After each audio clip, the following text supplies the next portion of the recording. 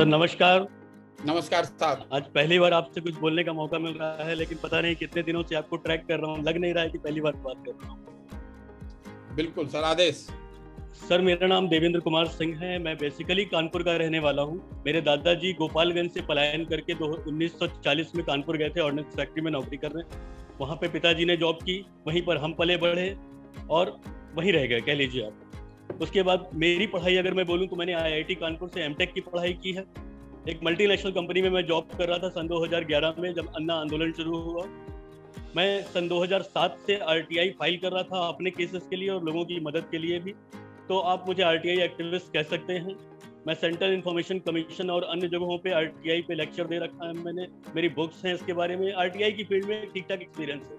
तो जब अन्ना आंदोलन शुरू हुआ और एक नई पॉलिटिकल पार्टी बन के आई समाज में जो RTI की बात करती थी, तो मैं उससे बहुत ज़्यादा प्रभावित हुआ।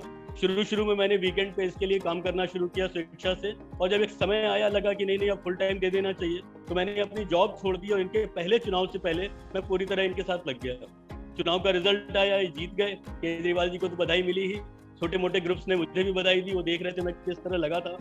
लेकिन चुनाव के जीतने के बाद जो थोड़ा सा यू टर्न दिखा मुझे, जो हम रैलियों में गला फाड़कर चिल्लाते थे कि हम ये नहीं करेंगे या ये करेंगे, उससे थोड़ा सा चीजें पलटती हुई जब दिखी तो मेरा मन थोड़ा सा उचट गया। और इसकी जब पराकाष्ठा हो गई तो मैंने पॉलिटिकल पार्टी छोड़ दी और चुपचाप मैं वापस कानपुर चला आया। जॉब में पहले ही छोड़ रखा था।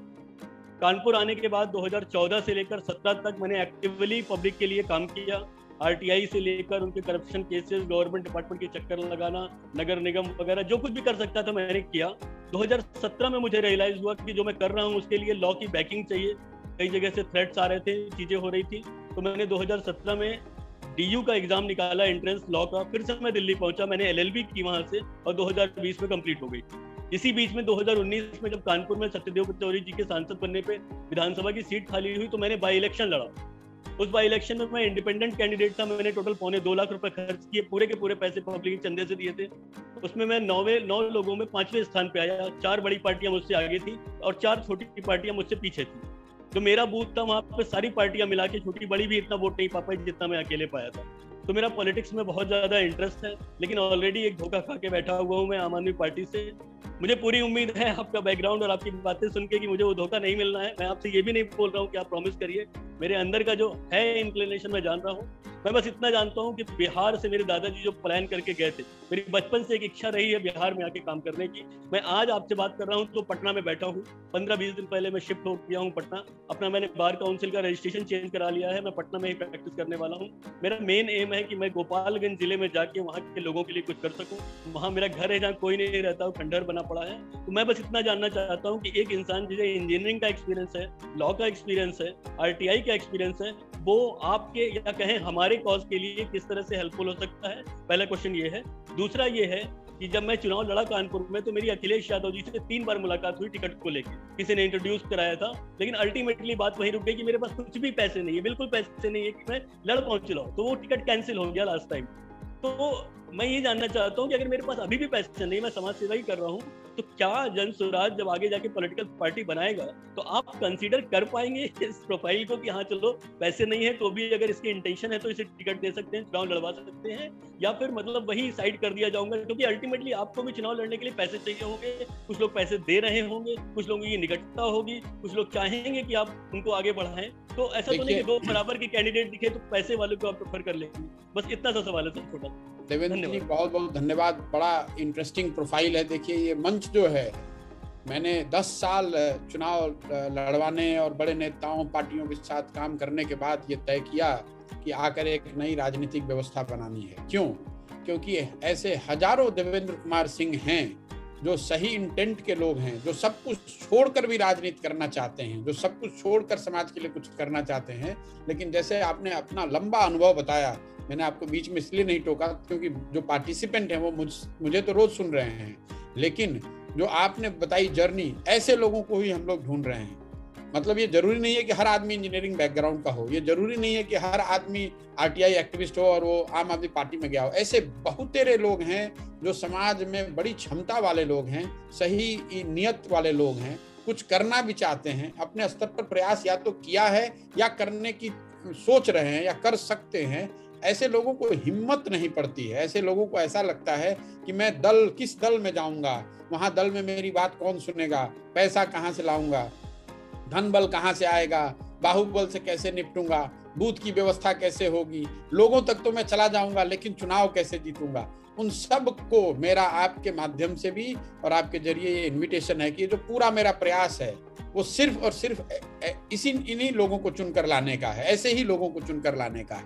जो मेरा रोल देखिए कुम्हार का है, जैसे घड़ा जो बनता है वो तो मिट्टी और चाक से बनता है, वो कोई कुम्हार घड़ा नहीं बना सकता है। आप अपनी ताकत से ही जीत कर आने की क्षमता रखते हैं। मेरी भूमिका ये है कि मेरी वजह से आपको वो हिम्मत मिले और आपको वो थोड़ा सहारा मिले जिससे कि आप वो एक पॉजिटिव राजनीति कर सकें।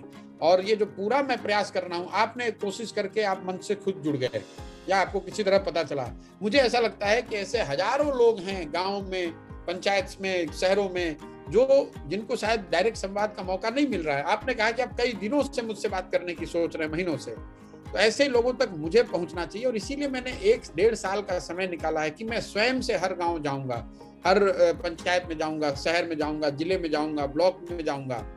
और आप जैसे अगर लोग चुनकर आए, साथ में आए और सबने मिलकर दल बनाया। देखिए बहुत लोग ये भी बताते हैं, आपने अपना आम आदमी पार्टी का अनुभव बताया, आम आदमी पार्टी में और हम लोग के प्रयास में क्या फर्क है। एक फंडामेंटल डिफरेंस ये है जो सब लोग को समझना चाहिए। आम आदमी पार्टी वॉज एन एफर्ट, वो ऐसा प्रयास था जिसमें 15, 20, 25, 50 लोग, अच्छे लोग जो अपने आप को कह रहे थे, वो उन्होंने कहा कि हम मिलकर पार्टी बनाते हैं और हम इसको लोकतांत्रिक तरीके से चलाएंगे। मैं उसको एक दूसरे लेवल पे ले जाने की बात कर रहा हूं। मैं ये कह रहा हूं कि दल कोई 10-20 आदमी बनाए ही नहीं। दल देवेंद्र कुमार, प्रशांत किशोर, नयन कुमार, अमित कुमार मिलकर बनाएंगे तो शायद हम लोग सब मिलकर फिर बदल जाएं। लेकिन अगर दल हजारों लोग मिलकर बनाएंगे और दल ही नहीं बनाएंगे, उसका संविधान इस तरीके से लिखेंगे कि उसमें कोई एक व्यक्ति, एक परिवार या एक समाज उसको लेकर हाईजैक ना कर सके। और तब लोग बताते हैं कि नहीं वो तो आम आदमी पार्टी में भी ऐसा हुआ था, बाद में उसको लेकर लोग भाग गए। ऐसी बात नहीं है। जो आजादी से पहले की जो कांग्रेस थी उसको दशकों तक बिल्कुल लोकतांत्रिक तरीके से चलाया गया है। आज वाली कांग्रेस नहीं, लेकिन आजादी से पहले जो कांग्रेस थी, हम और आप जो जानते हैं कि आजादी की लड़ाई में जितने भी बड़े नेता हुए वो ज्यादातर लोग कांग्रेस के थे। ये तो बात ठीक है। कभी हमने ये सोचा कि वो सब कांग्रेस के ही क्यों थे? उस समय भी तो जातियां थी, उस समय भी लोग अलग अलग पार्टियां बना सकते थे। ऐसा क्यों नहीं हुआ? ऐसा इसलिए नहीं हुआ कि कांग्रेस एक ऐसी लोकतांत्रिक व्यवस्था थी कि जिस व्यक्ति को भी सामाजिक राजनीतिक तौर पर कुछ करना होता था वो जाकर कांग्रेस को ज्वाइन कर लेता था और फिर उसको अपनी क्षमता के अनुसार कुछ ना कुछ करने को मिल जाता था। तो गांव में जो साधारण व्यक्ति है वो कहीं कोई प्रभात फेरी निकालने लगा, कोई पढ़ा लिखा आदमी था वो अखबार निकालने में मदद करने लगा, कोई धरने पर बैठा, कोई जाकर जेल भरो आंदोलन का हिस्सा बन गया, कोई आदमी असेंबली में बम फेंक कर आया तो कोई अहिंसा की किसी ने पाठ पढ़ाया। जिस तरह की आपकी कैलिबर, जिस तरह की भी आपकी क्षमता थी, उसके अनुसार आपको कोई ना कोई भूमिका मिल जाती थी। इसलिए आपको दल बनाने की नौबत ही नहीं होती थी। आज अभी क्या है कि कोई भी दल, आपने समाजवादी पार्टी का जिक्र किया, मैं किसी दल और व्यक्ति की बात नहीं कर रहा हूँ। किसी भी दल में चले जाइए, मैंने 10 एक दलों के साथ अलग अलग काम करके देखा है। बात सिर्फ पैसे की नहीं है, बात यह है कि भाई नए लोगों को मौका कितने लोग देना चाहते हैं। मतलब आप देखेंगे मुश्किल से 2-3% ही टिकटों में नाम के लिए नए लोगों को मौका मिलता है, बाकी किसी को नए लोगों को मौका मिलता नहीं। जो हम लोग ये प्रयास कर रहे हैं कि जब ये मंच ही सारे ऐसे लोगों का होगा तो कोई व्यक्ति उसको लेकर भाग नहीं पाएगा। ऐसा मेरा आपको आश्वासन है। और आप बिहार आए हैं, इससे बहुत खुशी भी है। ये दूसरा ये भी एक प्रयास है कि सैकड़ों ऐसे लोग जो बिहार से के मिट्टी से जुड़े हुए हैं, बिहार की भूमि के प्रति जिनके मन में दर्द है, वो लोग बिहार के बाहर बड़ी ताकत वाले लोग हैं, सोच समझ रखने वाले लोग हैं। मैं अभी 250 लोगों का जिक्र कर रहा था, वो करीब सारे लोग बिहार के हैं। कोई हार्वर्ड में है, कोई जर्मनी में है, कोई दिल्ली में है, कोई कोयम्बटूर में है। और लोग खुद से बता रहे हैं कि प्रशांत जी, हम शिक्षा के विषय में हमारी जानकारी है, शिक्षा के क्षेत्र में मैं इस प्राइवेट सेक्टर में हूँ, मैं इसमें कंट्रीब्यूट करना चाहता हूँ। और ये संख्या बढ़ती ही जा रही है। लेकिन ये बिहार के लोगों को एक सबसे बड़ा जो कठिन काम है वो सही लोगों को एक साथ एक मंच पर लाना है।